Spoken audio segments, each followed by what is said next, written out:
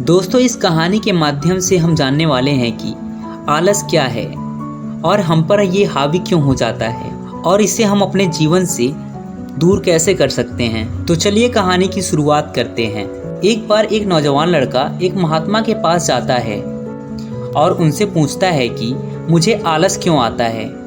महात्मा जी उत्तर देते हुए कहते हैं कि आलस को आने का दो कारण हो सकता है।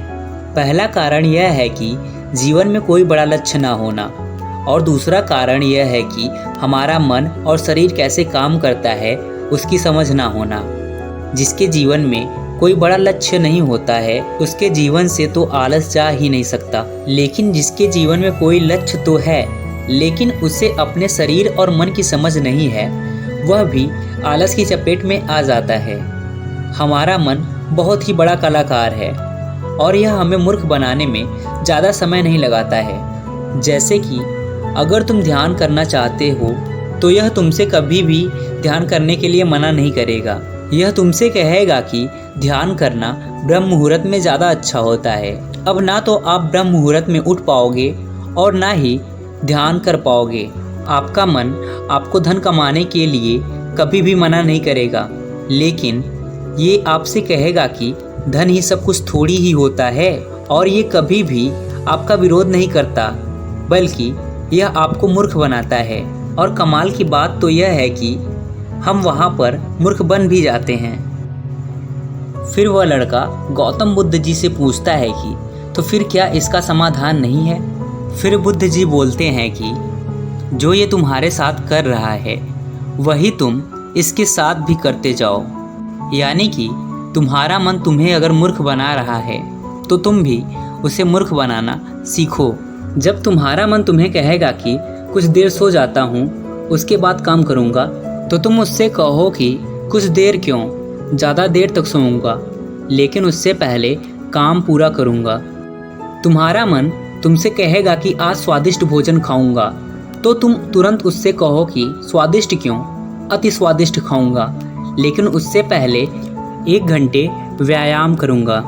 फिर वह व्यक्ति महात्मा बुद्ध जी से पूछता है कि लेकिन कब तक मैं अपने मन को मूर्ख बनाऊंगा। फिर महात्मा बुद्ध जी बोलते हैं कि जब तक तुम अपने आलस से मुक्त रहना चाहते हो तब तक तुम्हें अपने मन को मूर्ख बनाते रहना है। फिर वह व्यक्ति पूछता है कि कभी कभी तो ऐसा होता है कि मुझे अफसोस होता है कि मैं अपने जीवन में कुछ कर नहीं पा रहा हूँ, क्योंकि मेरे भीतर से ही कुछ करने का मन ही नहीं करता। फिर ऐसी स्थिति में क्या करूं? फिर बुद्ध जी कहते हैं कि मन को तो मूर्ख बना सकते हो, लेकिन शरीर को तुम्हें समझना होगा। और अगर तुम मरा हुआ भोजन खाओगे तो वो तुम्हें ऊर्जा कैसे देगा। दोस्तों, यहाँ पे मरे हुए भोजन का अर्थ यह है कि ऐसा भोजन जो व्यक्ति सिर्फ अपने स्वाद के लिए खाता है, जिससे शरीर का उचित विकास नहीं होता है, जैसे कि मिठाइयाँ, पिज्ज़ा, बर्गर आदि। इसलिए भोजन ऐसा करिए जो आपके भीतर ऊर्जा पैदा करे, ना कि आलस, जैसे कि फल, घर का सादा भोजन आदि। फिर वह लड़का गौतम बुद्ध जी से पूछता है कि बुद्ध जी, मैं शुरुआत कैसे करूं? बुद्ध जी कहते हैं कि शुरुआत करो एक बड़ा लक्ष्य निर्धारित करने से, यानी एक बड़ा लक्ष्य बनाओ। तुम्हारा लक्ष्य केवल कहने के लिए बड़ा ना हो, बल्कि उस लक्ष्य के साथ तुम्हारी भावनाएं जुड़ी होनी चाहिए। अगर तुम्हारा लक्ष्य ऐसा है जिसके बारे में सोच कर ही तुम्हारे आंखों में आंसू आ जाते हैं, तो तुम्हें कुछ और करने की ज़रूरत ही नहीं है। फिर तुम्हारा लक्ष्य ही तुमसे सब कुछ करवा देगा।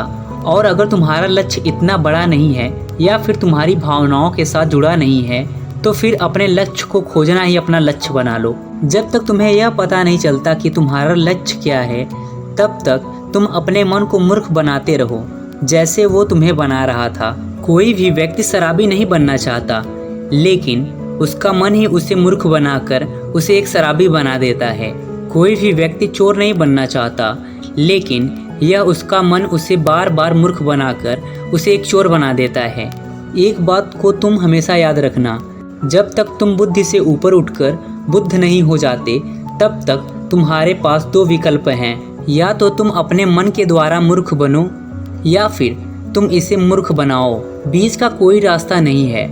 अगर तुमने अपने मन को मूर्ख बनाना बंद कर दिया तो यह मन तुम्हें मूर्ख बनाना शुरू कर देगा। फिर वो लड़का कहता है कि यह तो आसान है, मन को मूर्ख बनाया जा सकता है। बुद्ध जी मुस्कुराते हैं और कहते हैं कि यह आसान भी तुम्हारे मन को ही लग रहा है।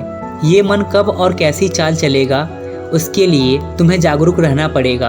अपनी जागरूकता को बढ़ाओ और जागरूक व्यक्तियों के साथ रहो, या फिर अपने खुद के साथ समय बिताओ।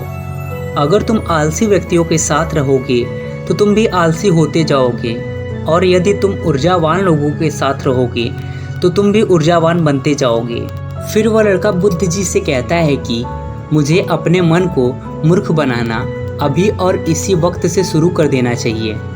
बुद्ध जी कहते हैं, हाँ सही कहा तुमने, सही समय की प्रतीक्षा करना भी मन की ही एक चाल है, इसलिए अभी और इसी वक्त से काम पर लग जाओ। दोस्तों, क्या आप भी सही समय का इंतजार कर रहे हैं या फिर इसी समय को सही बनाने का ठान चुके हैं?